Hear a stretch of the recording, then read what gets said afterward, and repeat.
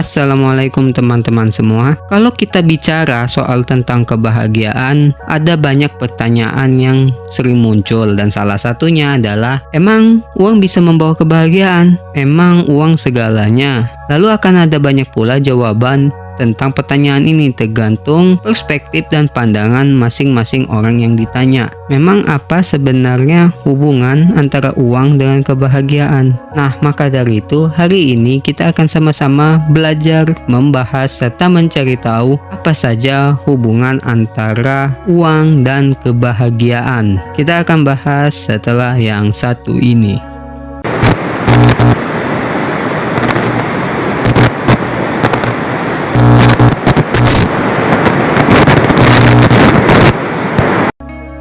Untuk menjawab pertanyaan ini dimulai dari penelitian oleh Daniel Kahneman dan Anton Deaton pada tahun 2010.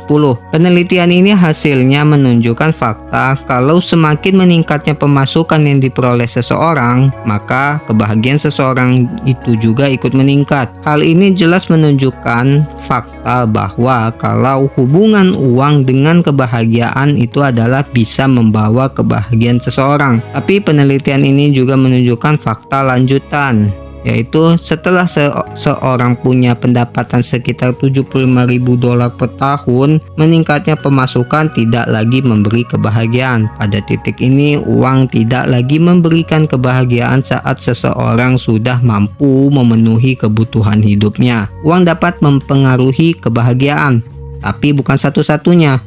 Pada tingkatan dasar, uang diperlukan untuk kebutuhan hidup seperti makan, tempat tinggal atau rumah, pakaian, kesehatan, pendidikan. Namun saat kebutuhan dasar sudah terpenuhi, meningkatnya pemasukan uang atau pendapatan uang nggak selalu tegak lurus dengan bertambahnya kebahagiaan. Kebahagiaan juga sering dipengaruhi oleh hubungan sosial, pencapaian, tujuan hidup, dan rasa puas. Setidaknya di sini kami berhasil merangkum ada 7 aspek penting antara hubungan uang dengan kebahagiaan. Pertama, dimulai dari kebutuhan pasar dan uang. Uang punya peran penting dalam kebutuhan dasar manusia seperti makan, rumah, pakaian, kesehatan, transportasi, dan sebagainya. Di saat orang nggak punya uang cukup untuk kebutuhan dasar ini, maka otomatis kesejahteraan mereka bisa terpengaruh. Dalam hal ini jelas uang berhubungan dengan kebahagiaan karena mempengaruhi hidup dan kesehatan fisik dan mental.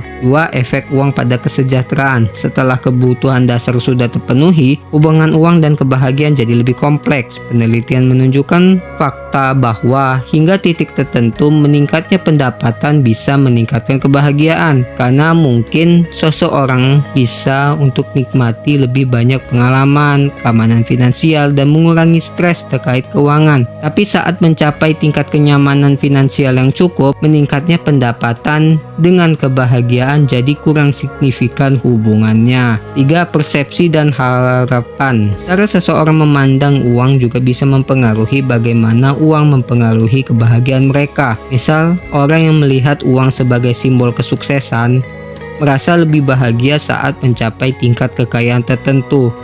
Sebaliknya, orang yang fokus pada nilai-nilai non-material seperti hubungan sosial mungkin tidak merasakan meningkatnya kebahagiaan dengan peningkatan kekayaan. 4. Pengeluaran dan pengalaman. Studi menunjukkan fakta kalau cara orang menghabiskan uang juga bisa mempengaruhi kebahagiaan. Seperti contoh, pengeluaran buat pengalaman seperti liburan, perjalanan, hiburan cenderung memberi kebahagiaan yang lebih berkelanjutan atau tahan lama daripada pengeluaran buat belanja barang. Karena pengalaman juga menciptakan kenangan yang berharga dan memperkuat hubungan sosial yang berkontribusi pada kebahagiaan. 5. Kesenjangan sosial dan relative income. Kebahagiaan juga dipengaruhi oleh perbandingan sosial. Kesenjangan pendapatan antara individu atau kelompok bisa membuat ketidakpuasan dan stres karena orang sering membandingkan diri mereka dengan orang lain. Meski cukup uang untuk kebutuhan dasar, jika seseorang merasa kurang dari orang lain yang ada di sekitarnya, mereka mungkin mengalami penurunan kebahagiaan atau tidak merasa bahagia. Keenam, keseimbangan dan tujuan hidup. Uang bisa jadi alat untuk mencapai tujuan hidup yang lebih besar dan memberi kesempatan untuk hobi dan minat pribadi. Tapi kebahagiaan yang awet sering sekali datang dari memiliki tujuan hidup yang jelas. Rasa memiliki artinya dapat berkontribusi dan membangun hubungan yang kuat. Uang dapat mendukung tujuan itu, tapi bukan satu-satunya sumber kebahagiaan. 7. Kesehatan mental dan emosi. Kesehatan mental dan emosional juga punya peran penting dalam kebahagiaan. Dengan uang yang cukup, stres dan kecemasan serta ketidakpuasan bisa berkurang. Maka dari itu, menjaga keseimbangan antara kebutuhan finansial dan kesejahteraan emosional itu sangat penting. Kesimpulannya adalah uang punya pengaruh